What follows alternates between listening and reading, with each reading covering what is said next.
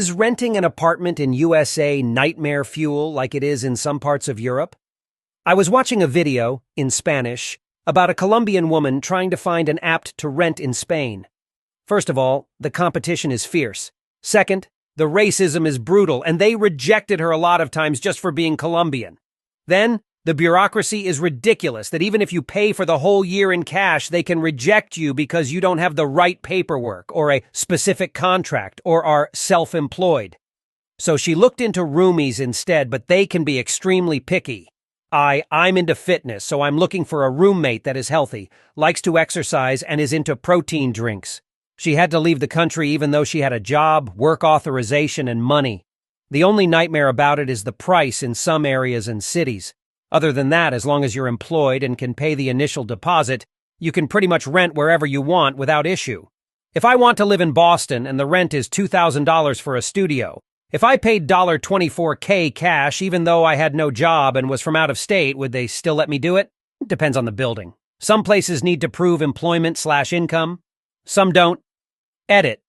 There is also something called a rental history that the building manager may look into. If you have a history of skipping out on rent, you may not get the apartment. All in all, it's a pretty quick process. Usually you can get an apartment within about an afternoon. You may need to provide some kind of verification of the source of those funds. Especially corporate-owned properties are going to be pretty cautious about a suspicious amount of cash on hand, but no verified source for it. Savings account? Certainly better than a briefcase full of cash, but you might have to show that you had a job at some point to demonstrate how you came to save it. If you rent from an individual landlord, they may be more likely to accept that. Most corporate landlords will want a credit report and proof of employment. That's been my experience anyway. Yeah, individuals can be much more flexible. I moved sight unseen, by the landlord, into my current apartment, which is a divided-up house. My friends had rented the apartment downstairs a month earlier, and they recommended me, and I came over and looked at it and said I'd take it, but it was all through the phone. Their approval was all he needed. I think it was a month or two or more before I met the landlord. Many things are possible. I have a friend dealing with something similar. Larger management companies often have procedures for oddball situations. In your case, you'll probably at least need to show several months of bank statements.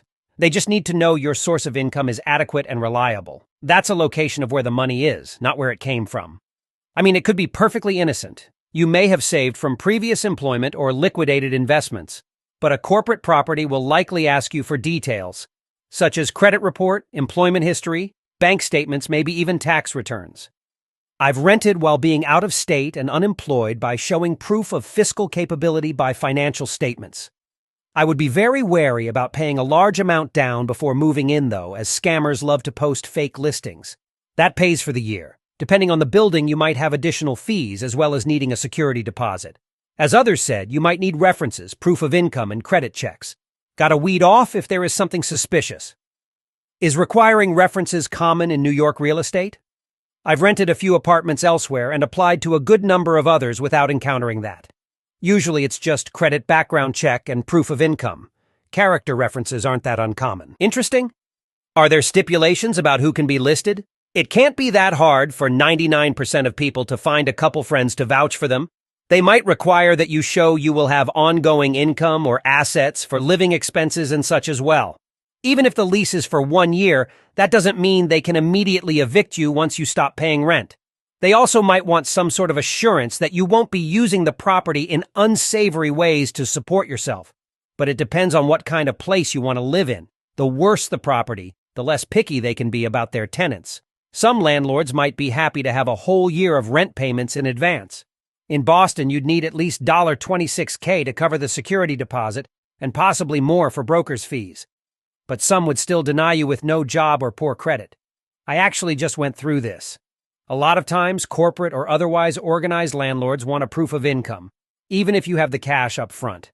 I ended up renting from a guy who needed to move in with his aging parent and who was willing to work with me on payment. Many would not believe that you would leave after the year, so they would not rent to you.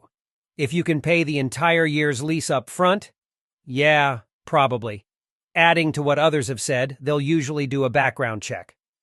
Credit check won't really matter as much since you pay the money, but they'll look into evictions and small claims to see if you violate any lease terms. Nope. Verifiable income is usually a prerequisite to rent. I'm an American living in Spain, so maybe I can give some insight into both situations. The requirements for renting an apartment are different in each country. In the US, you're likely to be asked for things like credit history, rental history, or references, employment history, a large deposit. Some of these things would be difficult or impossible to provide if you have recently arrived to the country. You might need a cosigner if you can't meet the requirements. In Spain, apartments are usually owned by individuals rather than property management companies like we often find in the US. Credit scores don't exist here, so landlords want to verify that you'll be able to pay through other means. Usually they ask for your last 3 months' pay slips, nominas, and work contract, permanent contract preferred. Again, it can be difficult to provide these things if you have recently arrived. You might need an AVL guarantee from an individual or bank if you can't meet these requirements. In Spain, it is illegal to reject people based on race or nationality, but unfortunately, it happens. It's also true that in many places, finding an apartment or even a room to rent is difficult because of a lack of affordable housing, which happens in the US as well. It's very competitive in places like Madrid or Barcelona. Renting is a nightmare everywhere, but for different reasons.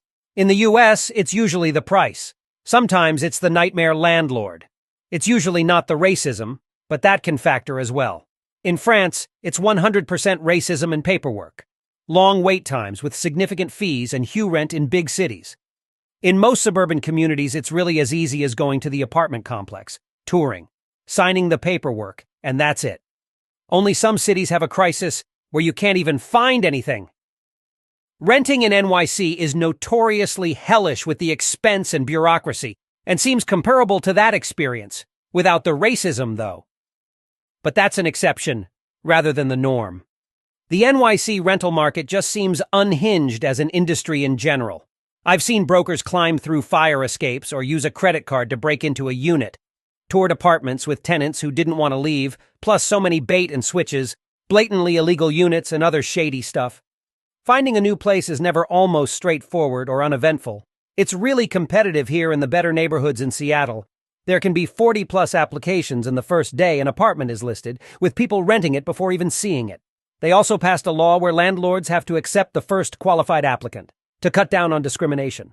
But landlords just increase their criteria, have to have a high-paying job, perfect credit and rental history. I've never had any issues. I scope out the available apartments in the area, pick out a few that appeal to me the most, go look at them, apply for one, get approved, and go ahead with the paperwork and inspection and move in.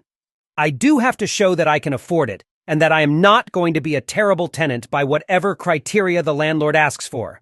But that's just a matter of providing references and documentation, and they do a background check. If your budget is too low for the area, or you have a rocky criminal or rental or financial history, and you can't be very picky, you might end up dealing with skeevy, unethical landlords, though. And that can lead to problems. You need pay stubs, references, contact information from previous landlords, credit score, first/last/ security. So monthly rent X3 up front, Idaho, social security number, can ask for your car registration, application fee, proof of renter's insurance. Not really unless you're in a very dense touristy city where you're not only competing with locals but international students and expats for those same apartments. Most places it's fine.